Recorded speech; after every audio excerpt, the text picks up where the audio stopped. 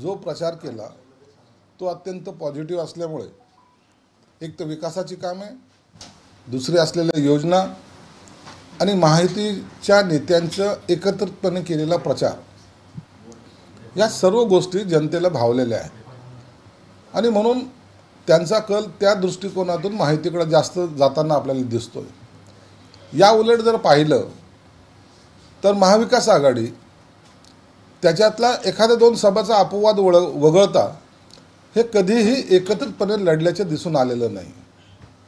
शेख अपनी अपनी देख याप्रमाणे त्यांच्या पक्षाकडे त्यांचं लक्ष होतं। याचा सर्वात जास्त जो काही आपण तुमच्या सर्वेमध्ये जे दिसतोय तो उबाठाला लॉस होताना आपण पाहतोय। त्याच्या मागचं कारण सुद्धा आहे की त्यांनी बदललेली भूमिका। उबाठाची आमच्याकडे झालेली सभा, त्यांचं जे स्वागत केलं गेलं ते अल्लाहू अकबरच्या घोषणेने केलं गेलेलं आणि म्हणून मताची जी काही गोळाबेरीज आहे उबाठाची ती एक वेगळ्या अँगलने होती। मुस्लिमाची पडणारी मतं आणि प्लस त्यांना स्वतःच्या ताकदीवर जी मिळणारी मतं, असं त्यांचं जे एक कॅल्क्युलेशन होतं। त्यांना ना काँग्रेसने साथ दिली ना शरद पवारच्या राष्ट्रवादीने साथ दिली, म्हणून त्यांची पिछेहाट होताना आपल्याला दिसते। शरद पवार असतील, त्यांनी त्यांच्या भागामध्ये त्यांची ताकद पणाला लावण्याचा प्रयत्न केला। नाना पटोलेंच्या भागामध्ये ताकद पणाला लावण्याचा प्रयत्न केला, म्हणून हे एकत्रित आले नाही आणि महायुती ही एकत्रितपणे लढली। म्हणून हे सर्वेचे जे सर्व निकाल आहेत त्या सर्वेच्या निकालानुसार किंवा आम्ही केलेल्या सगळ्या आव्हानानुसार महायुतीची सत्ता येते, एवढं मात्र निश्चित आहे। टीव्हीएन मराठीने एक सर्वे केलेला आहे ज्यामध्ये महाविकास आघाडीला 136 ते 145 आणि महायुतीला 129 ते 139 जागा मिळण्याचा आकडा त्यांनी सांगितलाय। मात्र 13 ते 23 पर्यंत अपक्षांचा आकडा सुद्धा त्यामध्ये, अपक्षांचा रोल खूप महत्त्वाचा असणार आहे। हे बघा, कोणत्याही निवडणुकीमध्ये 20 ते 30च्या दरम्यान हे अपक्षाची संख्या असते। तर हे अपक्ष कोण असतात? मॅक्झिमम त्या पक्षाचे असलेले बंडखोर। म्हणून अपक्ष जरी काउंट केले गेले, परंतु जेव्हा एखाद्याची सत्तेच्या जवळपास जातो आणि अपक्षाची आवश्यकता असते त्या टायमाला हा अपक्ष ठरल्याप्रमाणे त्या पक्षाच्या सत्ता येणाऱ्याच्या बाजूनं तो कल देत असतो आणि तो तातडीनं त्या राजकीय पक्षाशी संलग्न होत असतो। म्हणून महायुतीची सत्ता असेल ही येताना ही संपूर्ण बहुमतात येणार आहे, परंतु जर 2-4 अपक्षाची जर गरज पडली तर ते निश्चितच आम्ही त्याचं सहकार्य सुद्धा घेऊ।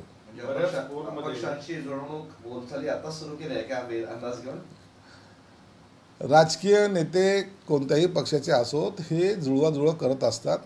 एकंदरीत किती अपक्ष उभे आहेत, किती कोणाची परिस्थिती काय आहे आणि मग त्याच्याशी असलेला संपर्क हा राजकीय पक्षांचा असतो, हे नाकारून चालणार नाही। म्हणून अपक्ष आमच्या सुद्धा संपर्कात आहेत। भाजपला 81 जागा दाखवत आहेत अनेक पोलमध्ये, तर दुसऱ्या क्रमांकावर काँग्रेस दाखवतात ज्यांना 50 जागा आहेत। इतर पक्ष मात्र त्या आकड्याच्या खाली असणार आहेत। अखेरला एक्झिट पोल आहे, याच्यावर सर्वच अंदाज बांधले जातील अशातला भाग नाही।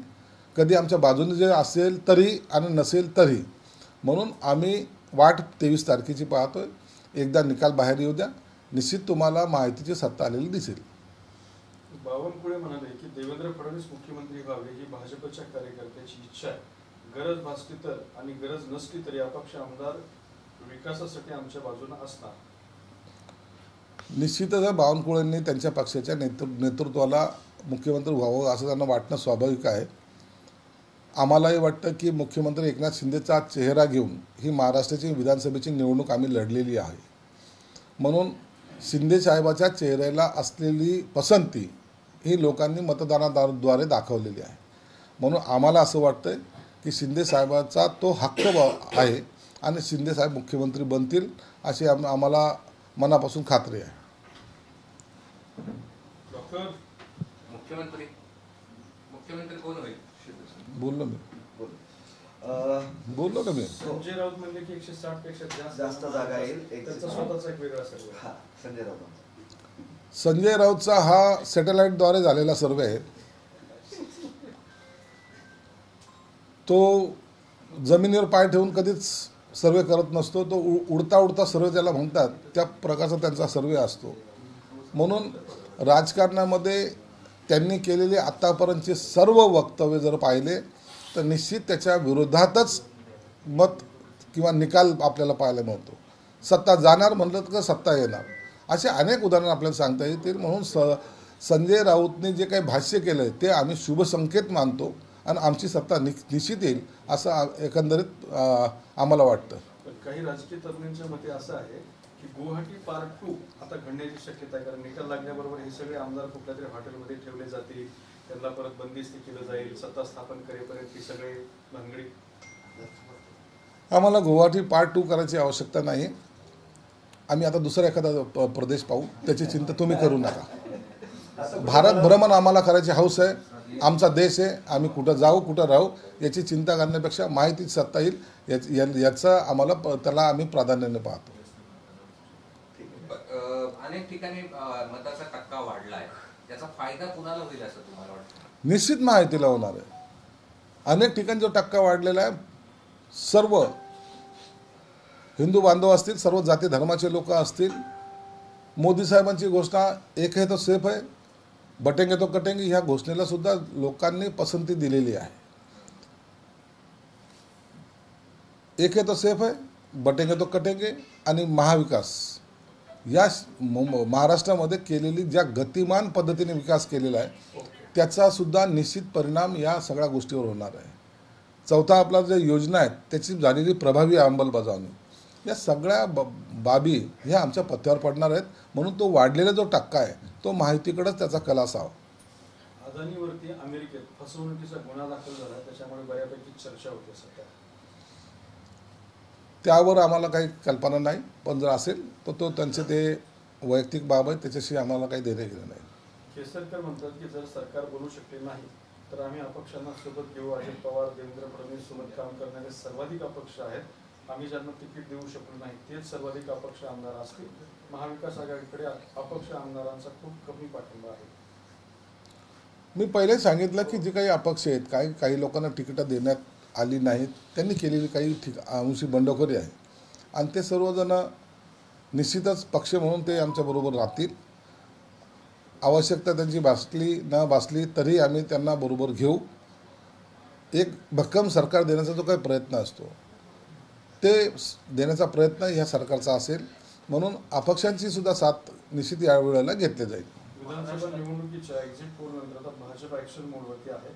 बच्चू कडू, उमरेडचे अपक्ष उमेदवार प्रमोद गरडे यासह इतर भाजप आणि महायुतीच्या नेत्यांकडून या सगळ्यांना संपर्क करायला सुरुवात झाली आणि बच्चू कडू म्हणले की आमच्याशिवाय सरकार स्थापन होणार आहे.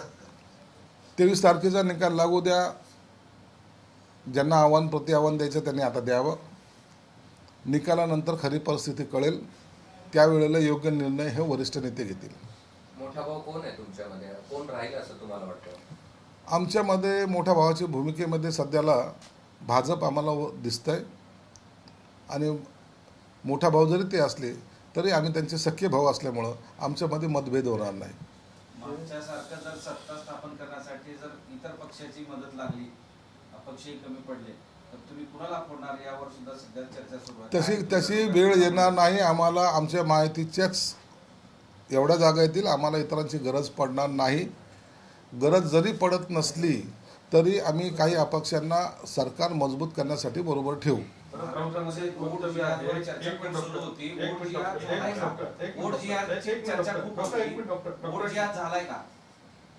निश्चित या टायमाला मालेगाव प्रकरणापासून जनतेमध्ये एक वेगळी भावना तयार झालेली आहे आणि ओढ जिहादचा सुद्धा या ठिकाणी या निवडणुकीवर परिणाम झालेला आहे. ठरवून लोकांनी उत्स्फूर्तपणे जे काही मतदान केलं त्यावरून आपल्याला ते दिसून येईल.